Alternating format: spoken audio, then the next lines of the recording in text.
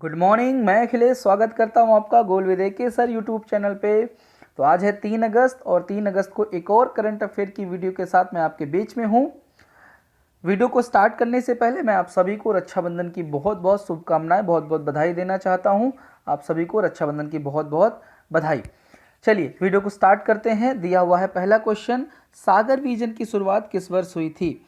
तो सागर विजन की शुरुआत किस वर्ष हुई थी, ये क्वेश्चन आप पढ़ेंगे तो आपको लगेगा काफ़ी पुराना क्वेश्चन है, लेकिन इससे संबंधित अभी कुछ नई पहल हुई हैं, कुछ नई चीज़ें हुई हैं, तो सागर विजन आपका चर्चा में आ गया। तो सागर विजन की शुरुआत की अगर बात करेगा तो इसका सही उत्तर हो जाएगा 2015। 2015 में इसकी शुरुआत हुई है। अभी रिसेंटली क्या हुआ है, सागर विजन के तहत भारत ने मॉरिशस की जो नई सुप्रीम कोर्ट की बिल्डिंग बनी है उसको बनाने में सहयोग किया है। उसको बनने में भारत ने क्या किया है, सहयोग किया है। इसलिए सागर विजन आपका रिसेंटली फिर से चर्चा में आ गया है। तो अब थोड़ी सी और बात हो जाए सागर विजन के तहत कि सागर विजन क्या है। ठीक है, हमारे पास अगला जो प्रश्न है वो सागर विजन क्या है। अब सागर विजन क्या है, इस पर अगर हम बात करें तो भारत सरकार के द्वारा 2015 में नीली अर्थव्यवस्था यानी समुद्री जो अर्थव्यवस्था है, नीली अर्थव्यवस्था पर ध्यान देते हुए क्षेत्र में सभी के लिए सुरक्षा समृद्धि, ठीक है, क्षेत्र में सभी के लिए सुरक्षा समृद्धि, जिसको सागर बोलते हैं, अंग्रेजी में इसको बोलते हैं security and growth for all in region. ठीक है, सागर विजन की शुरुआत की थी।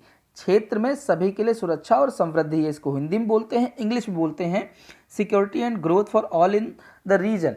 सागर विजन की शुरुआत की गई थी कब? 2015 में। नीली अर्थव्यवस्था को बढ़ावा देने के लिए इसको शुरू किया गया था। आगे बात करें तो यह एक समुद्री पहल है जो हिंद महासागर क्षेत्र में शांति, स्थिरता और समृद्धि सुनिश्चित करने का प्रयास करती है या भारत के प्रयासों को प्राथमिकता देती है। ठीक है, सागर शब्द की अगर बात करें तो प्रधानमंत्री नरेंद्र मोदी द्वारा वर्ष 2015 में इस शब्द को गढ़ा गया था। ठीक है, क्यों गढ़ा गया था? नीली अर्थव्यवस्था पर ध्यान केंद्रित करने के लिए सागर शब्द को गढ़ा गया था। तो सागर विजन या सागर जो है वो क्या है, यह आप आसानी से बता सकते हैं, नीली अर्थव्यवस्था से जुड़ा हुआ है और इसका फुल फॉर्म है security and growth for all in the region. Hindi में क्षेत्र में सभी के लिए सुरक्षा और समृद्धि। क्लियर है? अब बात करते हैं आगे अगले प्रश्न की ओर। दूसरा प्रश्न दिया हुआ है, उपभोक्ता संरक्षण अधिनियम 2019 किस तिथि से लागू हुआ था? उपभोक्ता संरक्षण अधिनियम 2019, तो मैं आपको बता दूं कि 20 जुलाई 2020 से उपभोक्ता संरक्षण अधिनियम 2019 को लागू कर दिया गया है। ये काफ़ी इंपॉर्टेंट क्वेश्चन आपके लिए हो जाएगा। उपभोक्ता संरक्षण अधिनियम 2019 के बारे में मैं पहले ही वीडियो बना चुका हूँ, करंट अफेयर में आपको बताया जा चुका है। अब थोड़ा सा कुछ और चीज़ें इसमें हुई हैं, उन पर अगर हम बात करें, देखिए उपभोक्ता संरक्षण अधिनियम जो आप देख रहे हैं इसकी एक धारा है, धारा 10। ठीक है, क्योंकि एक प्रकार का कानून है तो उसमें क्या होंगी, धाराएं होंगी, तो इसकी धारा 10 में है। और धारा 10 में ये कहा गया था कि एक केंद्रीय उपभोक्ता संरक्षण प्राधिकरण का गठन किया जाएगा। ठीक है, उपभोक्ता संरक्षण अधिनियम 2019 की धारा 10 के अनुसार केंद्रीय उपभोक्ता संरक्षण प्राधिकरण, जिसको सीसीपीए हम लोग बोलते हैं, का गठन कर दिया गया है। इसमें कहा गया था किया जाएगा और इसका गठन कर दिया गया है, यानी केंद्रीय उपभोक्ता संरक्षण प्राधिकरण का भी गठन कर दिया गया है। और उसने 29 जुलाई 2020 से लोक प्रशासन संस्थान के परिसर में अपना कार्य भी संचालित कर दिया है, प्रारंभ कर दिया है। तो अगर आपसे पूछा जाता है केंद्रीय उपभोक्ता संरक्षण प्राधिकरण ने अपना कार्य किस डेट से स्टार्ट किया है, तो आपका उत्तर क्या होना चाहिए? 29 जुलाई 2020 से। ठीक है, अब केंद्रीय उपभोक्ता संरक्षण प्राधिकरण के बारे में अगर हम कुछ बात करना चाहें तो कुछ पॉइंट इसके बारे में देख लीजिएगा। दिया हुआ है कि केंद्र सरकार उपभोक्ताओं के अधिकारों को बढ़ावा देने, उनका संरक्षण करने, उन्हें लागू करने के लिए केंद्रीय उपभोक्ता संरक्षण प्राधिकरण का गठन किया है। ठीक है, केंद्र सरकार ने इसका गठन कर दिया है। इसके स्ट्रक्चर की अगर बात करें यानी इसके संरचना की बात करें, केंद्रीय जो आपका केंद्रीय उपभोक्ता संरक्षण प्राधिकरण है, इसके स्ट्रक्चर की बात करें तो इसमें एक आपका मुख्य आयुक्त होगा, और 2 आपके अन्य आयुक्त होंगे। ये 3 सदस्यीय होगा जिसमें एक मुख्य आयुक्त और 2 आपके अन्य आयुक्त। ठीक है, इसका जो हेडक्वार्टर है वो कहाँ पर होगा? इसका हेडक्वार्टर दिल्ली में है, याद रखिएगा, दिल्ली में है। और साथ ही साथ केंद्र सरकार इसके आगे चलकर क्षेत्रीय या प्रांतीय कार्यालय भी बना सकती है। तो ये आपका जो है वो केंद्रीय उपभोक्ता प्राधिकरण जो है। अब थोड़ी सी और इसमें अगर हम बात करें तो ये प्राधिकरण क्या कर रहा है? उपभोक्ता के प्राधिकरण अधिकारों के उल्लंघन, अनुचित व्यापार और भ्रामक विज्ञापनों से संबंधित मामलों की जांच करेगा। अगर कोई विज्ञापन भ्रामक है तो उसके लिए तीन श्रेणियों में रखा गया है। मैन्युफैक्चरर यानी जो बनाने वाला होगा, जो सामान को, प्रोडक्ट को बना रहा होगा, पब्लिशर जो उसको पब्लिश कर रहा होगा, और सेलिब्रिटी जो उसका विज्ञापन कर रहा होगा। इन सबको इसमें शामिल किया गया है। चलिए, 2 प्रश्न हो गए। तो आप याद रखिएगा कि 2 चीज़ें आपको याद रखनी है। क्या? केंद्रीय उपभोक्ता संरक्षण प्राधिकरण 29 जुलाई से इसने अपना काम करना स्टार्ट किया है धारा 2 के तहत, यानी केंद्रीय जो संरक्षण प्राधिकरण है वो धारा 2 के तहत, धारा 10 के तहत इसका गठन किया गया है। और साथ ही साथ उपभोक्ता संरक्षण अधिनियम 2019 आपका 20 जुलाई से अप्लाई हुआ। ये 29 जुलाई से काम करना इसने स्टार्ट किया है केंद्रीय उपभोक्ता संरक्षण प्राधिकरण ने। अब बात करते हैं प्रश्न नंबर 3 की ओर। दिया हुआ है, हाल में ही किसने वीडियो कॉन्फ्रेंसिंग के माध्यम से स्मार्ट इंडिया हैकाथॉन 2020 के ग्रैंड फिनाले को संबोधित किया? ठीक है, तो इसका सही उत्तर मैं बता दे रहा हूं आपको, नरेंद्र मोदी जी ने। नरेंद्र मोदी जी ने क्या किया? अभी रिसेंटली स्मार्ट इंडिया हैकाथॉन 2020 के ग्रैंड फिनाले को संबोधित किया है। अब यह है क्या स्मार्ट इंडिया हैकाथॉन? तो इसके बारे में आपको बता दूं, जो प्रौद्योगिकी के छात्र हैं उनको कुछ दैनिक जीवन से संबंधित समस्याएं उनके सामने रखी जाती हैं और उनको सॉल्व करने के लिए, हल करने के लिए कहा जाता है। इसके पीछे मुख्य उद्देश्य ये है कि उनकी जो मानसिक क्षमता है, ठीक है, उसको जो है बढ़ाना, उसको जो है समस्याओं को हल करने के लिए जो उनकी मानसिकता है उसको डेवलप करना। ये एक प्रतियोगिता टाइप की होती है जिसमें तमाम लोग जो है स्टेट लेवल से फिर चुने जाते हैं, फिर उनको एक जगह इकट्ठा किया जाता है, फिर उनमें कंपटीशन होता है, फिर उनमें जो बचते हैं उनका फिनाले होता है। तो इसी फिनाले का वीडियो कॉन्फ्रेंसिंग के माध्यम से इसको संबोधित किया है आपके मोदी जी ने। ठीक है, कुछ चीज़ें मैं आपको जैसे बताऊं इसमें कि यह एक नॉन स्टॉप डिजिटल, ये क्या है? ये एक नॉन स्टॉप डिजिटल प्रतियोगिता है, ध्यान दीजिएगा, जहां नवीन समाधान सुझाने के लिए प्रौद्योगिकी छात्रों के सामने समस्याएं रखी जाती हैं, उनको समस्याएं दी जाती हैं।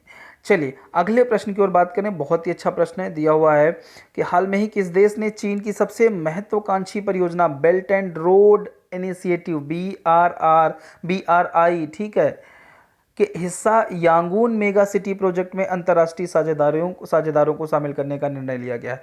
तो मैं आपको बता दूं कि म्यांमार के बारे में आप जानते हैं, ठीक है, म्यांमार में आपका यांगून पड़ता है। तो यांगून में भी चाइना क्या कर रहा है? बेल्ट एंड रोड इनिशिएटिव के तहत जो है वो रोड वगैरह बना रहा है। तो म्यांमार लगातार जो है चाइना के रुख से परेशान था, क्योंकि चाइना ने 2013 में इसको स्टार्ट किया था, लेकिन अभी तक जो है वो यांगून जो मेगा सिटी प्रोजेक्ट है उसको, वो प्रोटेक्ट है उसको, वो कंप्लीट नहीं कर पाया था। तो ऐसे में म्यांमार ने क्या किया है कि अंतर्राष्ट्रीय साझेदारों को उसमें शामिल करने का निर्णय लिया गया है, जो कि चाइना के लिए एक झटका होगा। तो इसका सही उत्तर क्या हो जाएगा? म्यांमार। अब थोड़ा सा हम बात करते हैं किसके बारे में? बेल्ट एंड रोड इनिशिएटिव के बारे में। क्या है ये पूरी तरीके से अगर हम बात करें तो बेल्ट एंड रोड इनिशिएटिव की शुरुआत 2013 में की गई थी। 2013 में इसकी शुरुआत की गई थी। पहले इसका नाम क्या था?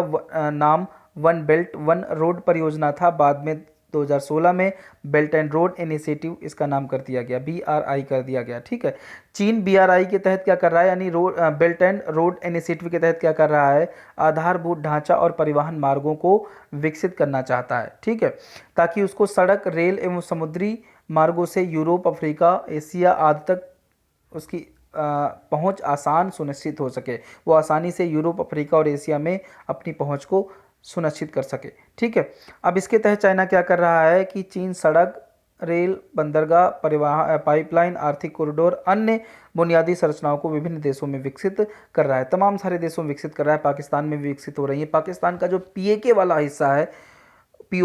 हिस्सा है वहाँ पर जो है ये परियोजना आपकी चलाई जा रही है। और भारत POK को अपना पार्ट मानता है, इसीलिए वो इस इनिशिएटिव में शामिल नहीं है, याद रखिएगा। ठीक है, इस परियोजना के तहत चाइना क्या कर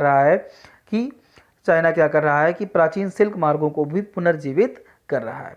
तो याद रखिएगा, चाइना का बहुत ही महत्वपूर्ण महत्वाकांक्षी परियोजना है। अब आगे बात करते हैं। अगला प्रश्न बहुत अच्छा प्रश्न है, दिया हुआ है केंद्रीय सहयोग से मिजोरम का प्रथम मेगा फूड पार्क स्थापित किया गया। याद रखिएगा, कभी भी पूछेगा कि मिजोरम का मेगा फूड पार्क कहां पर स्थापित किया गया, तो इसका उत्तर क्या हो जाएगा? कोलासिब याद रखिएगा। अब आगे बात करें प्रश्न नंबर 6 की। प्रश्न नंबर 6 दिया हुआ है कि भारत किस देश में अपना कॉटन वेयर हाउस स्थापित करेगा? तो इसका सही उत्तर मैं आपको वियतनाम बता दे रहा हूँ। वियतनाम आप मैप में देख रहे हैं, ये रहा आपका वियतनाम। ठीक है, तो पहले बंटवारा हो गया था वियतनाम का, बाद में फिर एक हो गए थे, तो इनको विभाजित करने वाली एक आपकी समानांतर रेखा भी थी, वो आप इसके पहले वीडियो में बता भी चुके हैं। अगर आपको नहीं याद है तो दोबारा से कमेंट कर सकते हैं ढूंढ के। तो अब थोड़ी सी अगर बात करें, कॉटन वेयर हाउस स्थापित करेगा मतलब कॉटन गोदाम स्थापित करेगा, इसकी अगर बात करें तो थोड़ा सा और जान लीजिए कि कपास के निर्यात, खरीद एवं व्यापार से जुड़ा हुआ केंद्र सरकार का संस्थान, जिसको हम बोलते हैं cotton corporation of India, CCI, cotton corporation of India ने कपास निर्यात को बढ़ावा देने के लिए वियतनाम में अपना गोदाम स्थापित करने का निर्णय लिया है। ठीक है, तो CCI यानी कॉटन कॉरपोरेशन ऑफ इंडिया क्या कर रहा है, वियतनाम में अपने कपास के निर्यात को बढ़ावा देने के लिए एक गोदाम या वेयर हाउस की स्थापना कर रहा है, या उनको वहां पर उसका निर्माण कर रहा है। क्लियर है इतनी बात? चलिए प्रश्न नंबर 7 की ओर हम मूव करते हैं। दिया हुआ है, हाल में ही एक मास्क अनेक जिंदगी जन जागरूकता अभियान किस राज्य ने लॉन्च किया है? तो इसका सही उत्तर मैं बता दूं कि मामा जी जहां के मुख्यमंत्री हैं, अर्थात मध्य प्रदेश। मध्य प्रदेश के मुख्यमंत्री हैं शिवराज सिंह चौहान, जिनको कुछ दिन पहले कोविड-19 हो गया था, मे बी अब वो रिकवर हो गए होंगे। तो उन्हीं की सरकार ने क्या किया है, एक मास्क अनेक जिंदगी जन जागरूकता अभियान को लॉन्च किया है। अब इसके तहत क्या किया जाएगा, लोगों को जागरूक किया जाएगा। ये अभियान याद रखिए 1 अगस्त से लेकर 15 अगस्त तक चलेगा।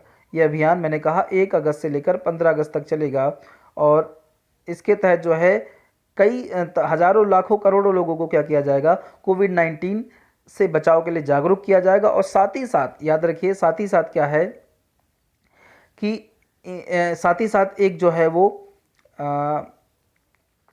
मास्क बैंक की स्थापना की जाएगी। मास्क बैंक में दाताओं से मास्क एकत्रित करके गरीब लोगों को मुफ्त में वितरित किए जाएंगे। कब से कब तक चलेगा? 1 अगस्त से 15 अगस्त तक। याद रखिए कोविड-19 से जुड़ा हुआ है, मास्क पहनना, ठीक है, लोगों को सिखाया जाएगा, और कितना ज़रूरी है मास्क पहनना ये लोगों को बताया जाएगा कि एक मास्क आपके पहनने से कई सारी जिंदगियां जो है वो बच सकती हैं। तो मध्य प्रदेश याद रखिए। आगे बात करें प्रश्न नंबर 8 की। दिया हुआ है, हाल में ही विश्व स्वास्थ्य संगठन के कार्यकारी बोर्ड के ब्यूरो की बैठक का वीडियो कॉन्फ्रेंस के द्वारा आयोजन किया गया। बैठक की अध्यक्षता किसने की? ऑप्शन दिए हुए हैं, doctor Harshvardhan, Ashwini Kumar, Michael holder. इनमें से कोई नहीं तो क्या हो जाएगा, डॉक्टर हर्षवर्धन। इनके बारे में आप जानते ही हैं कि इनका WHO में जो स्थान है वो भारत का जो है काफ़ी गौरव बढ़ा रहा है।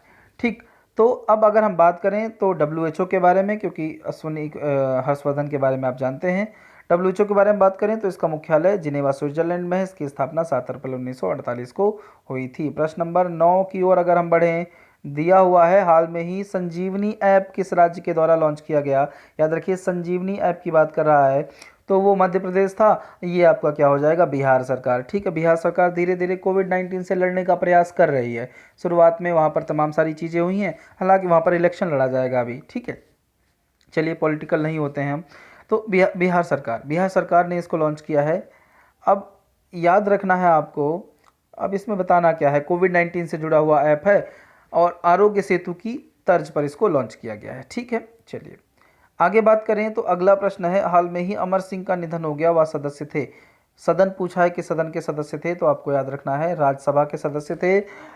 अमर सिंह का जन्म आजमगढ़ में हुआ था और 1996 में पहली बार वो राज्यसभा के सदस्य चुने गए थे, इतना आपको याद रखना है। और उनके कई पार्टियों से संबंध थे, बीजेपी हो गया, सपा हो गई, कांग्रेस हो गया, कई पार्टियों से जुड़े रहे। और उनके पास कई सारे राज्य थे, बॉलीवुड के राज थे, सीक्रेट जिनको हम बोलते हैं, बॉलीवुड के पॉलिटिकल सीक्रेट, वो सब जो है उनके साथ दफन हो गए। सिंगापुर में उनकी डेथ हुई है। सिंगापुर की बात करें तो यहाँ मैप में आपको सिंगापुर दिखाई दे रहा होगा। ठीक है, चलिए आगे बात करते हैं प्रश्न नंबर 11 की। प्रश्न नंबर 11 दिया हुआ है, हाल में ही ब्रिक्स देशों के पर्यावरण मंत्रियों की बैठक का आयोजन किया गया। इसकी अध्यक्षता किसके द्वारा की गई, किस देश ने की? तो इसका सही उत्तर क्या हो जाएगा, रसिया ने हाल में ही ब्रिक्स के जो पर्यावरण मंत्री हैं उनकी बैठक का आयोजन किया गया, उसकी अध्यक्षता की है। अब ब्रिक्स आप जानते हैं, थोड़ा सा फिर भी मैं बता देता हूँ। ब्रिक्स की ब्राज़ील है, रसिया है, इंडिया है, चाइना है, साउथ अफ्रीका है। 5 कंट्री इस जो है संगठन में शामिल हैं। इनकी बैठक अभी हुई थी पर्यावरण मंत्रियों की, जिसकी अध्यक्षता रूस ने की। अगली 2021 में जो इनकी बैठक होगी पर्यावरण मंत्रियों की, उसकी अध्यक्षता कौन करेगा? भारत। 2021 वाली की अध्यक्षता कौन करेगा? भारत। तो ये कुछ आपके 11 क्वेश्चन हुए हैं करंट अफेयर के।